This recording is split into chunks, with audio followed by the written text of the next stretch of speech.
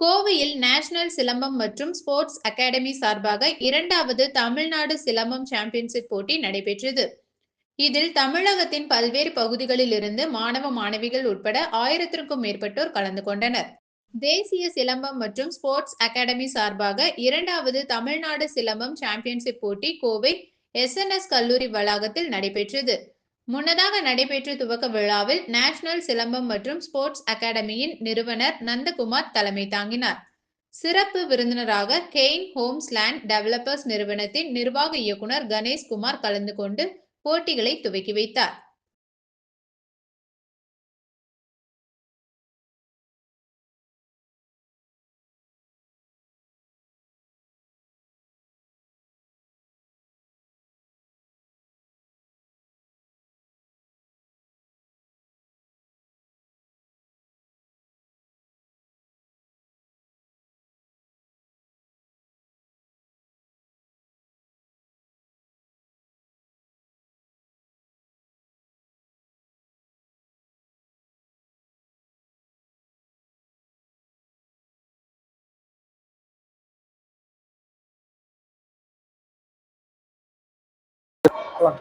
எல்லோருக்கும் வணக்கம். என் பேர் நந்தகுமார்.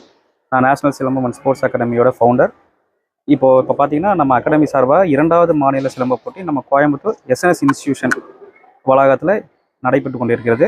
இதில் பார்த்தீங்கன்னா 12க்கும் மேற்பட்ட மாவட்டங்களில் குழந்தைகள், அதாவது 4 வயது குழந்தைகள்லேருந்து 45-50 வயது இருக்க அனைத்து மாணவர்களும் இந்த போட்டியில் கலந்து கொண்டிருக்கிறாங்க. இப்போ பார்த்தீங்கன்னா இப்போது நம்ம தமிழக அரசு பார்த்தீங்கன்னா 3% இடஒதுக்கீடு கொடுத்தனால இன்னும் நிறைய குழந்தைகள் இந்த சிலம்ப விளையாட்டை விளையாடுறக்க ஆர்வமாக இருக்காங்க. அதுலேயும் பெண் குழந்தைகள் வந்து தற்காப்பு கலையில் ரொம்ப ஆர்வமாக இருக்காங்க. அதனால் எங்கள் சிலம்பம்